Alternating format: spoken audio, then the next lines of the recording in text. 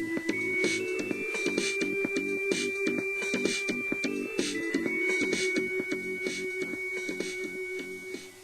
welcome back. This is Tom, and this is Tom's Radio Room Show. And we're going to touch on this World Radio TV Handbook one more time. This is the 2017. And what I want to do is I want to show you what's provided in the last section, which is general reference information. So I'm going to open this up, and we're going to zoom in. There we go. So we're going to go to the very back here and see if we can get all the way to that last section. There's over 600 pages in this thing. Okay, here we are, the reference section. Whoops. Now you can get this handbook through my Amazon store, and the link to my Amazon store is below the description on this video and all my videos. Okay, so much for the little ad. Okay, the first part is the main country index into this book. So it tells you, you look up a country and it tells you where there's some information about that country. For instance, Japan is on 255. It's on 470, and then for the TV information is on 627. So that's just an index. This is a listing of international transmitter sites, and it tells you the abbreviation, the site name, the country, the latitude and longitude, and whether they broadcast on shortwave and or medium wave. So that's good information.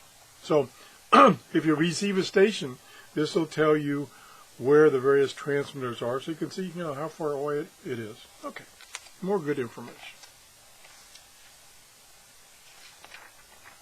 Then there's the target zones as far as where these stations are trying to get their signal to. Okay, and then there's domestic shortwave transmitter sites. I'm not sure what the difference between the international and the domestic. No, I'm not sure what the difference is.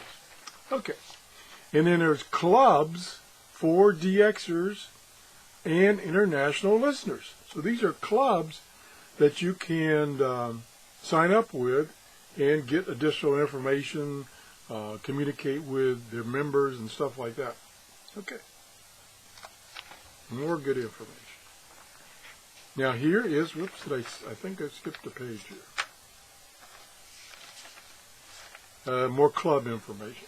I'll just look at one right here. For instance, in North America, there is the Canadian International DX Club, and it tells you some information about the club, how to write to them, their website, all kinds of cool stuff. Okay. Then we got a listing of standard time and frequency transmissions. So if you want to find out how the conditions are for, say, shortwave listening, you can go tune your radio to some of these frequencies. And I did not realize how many there are. I use the ones in the United States all the time, which are down here. Whoops. Down here. It gives you the location, the call sign, the frequency, the power output, the mode of transmission, and the schedule. Like this, these are for the United States or in Fort Collins, and they're broadcast 24 hours a day.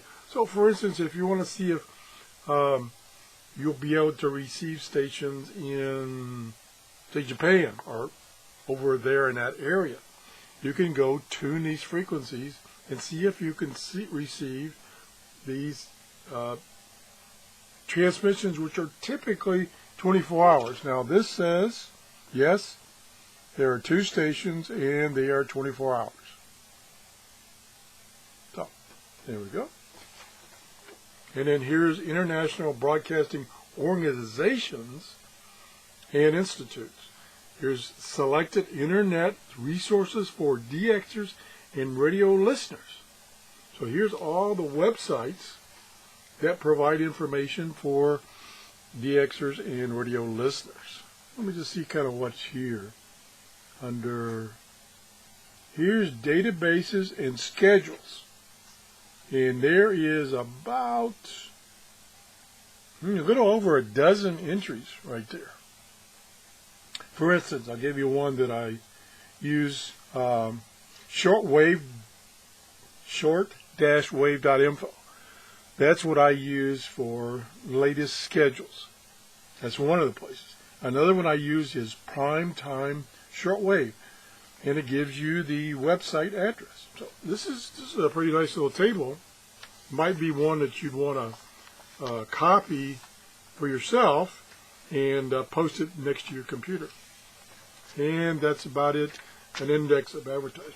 So anyway, I just wanted to show you what's in the back part of this as far as good reference information.